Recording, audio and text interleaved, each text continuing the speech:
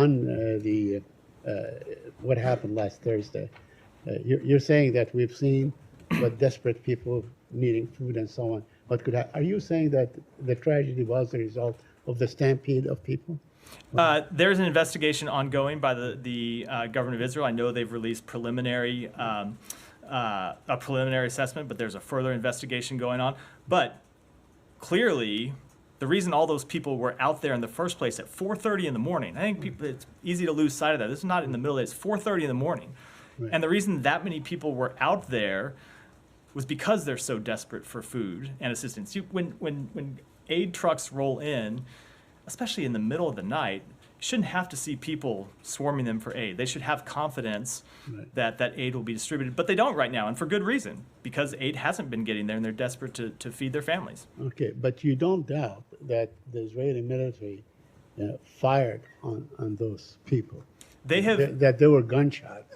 They have offered a public assessment of what's happened, and they said that they did fire in one context.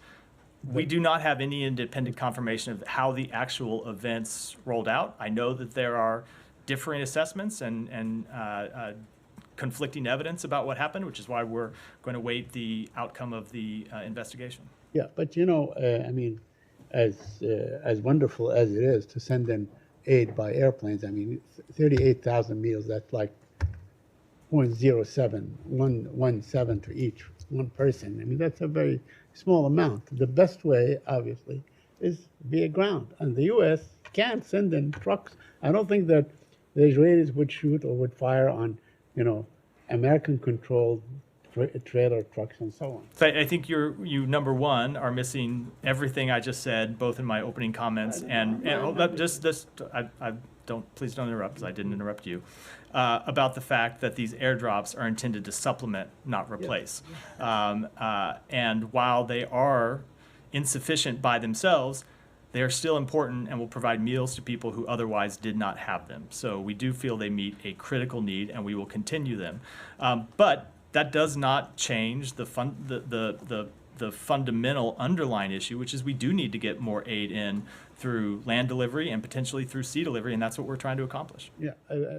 First of all, I'm not dismissing the value of that. In fact, I asked that question last week if the U.S. would do something like this. Nor was I interrupting you. I'm just saying I realize that it's it's an effort, but it's a very small effort. There are other ways, and even by sea. I mean, I understand the U.S. military has these wonderful causeways. They can roll things in. You don't have to have a harbor and so on.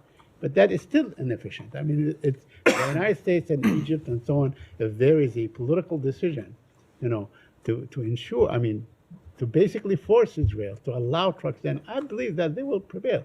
You don't think that the U.S. can prevail if it pressures Israel to allow these trucks in? We are making clear that more trucks need to come in from the senior-most levels of this government. Okay, a couple more questions. Of course, I think it was raised that there's something like 15 children that have already died of starvation in Gaza, and there seems to be maybe hundreds more in the coming days and so on. So the situation is very, very desperate. Let me ask you about UNRWA. Have you arrived at a decision on continuing aid or resuming aid to UNRWA? We have made clear that we are going to make that determination at the conclusion of the 2 investigations the UN is conducting with respect to UNRWA. Neither of those investigations has concluded at this point. Do you have any calendar or timetable on this camp? Because the people in UNRWA are saying that the situation is so it's a question you should direct to the UN about how long those 2 investigations will take. But you are not demanding that the UN, sort of speed up the process? I think it's in the UN's interest that the investigations be completed as soon as possible. I'm sure that they're well aware of that. And finally, I have one. Can you share with us any update on the talks? On the hostage talks? Right. No, I'm not going to read those out in detail, other than to say, as I said in my opening comments, that there is a deal on the table, and that deal would get hostages out. It would deliver a temporary ceasefire of 6 weeks, and it would allow more aid to come in, so we hope Hamas will accept the deal.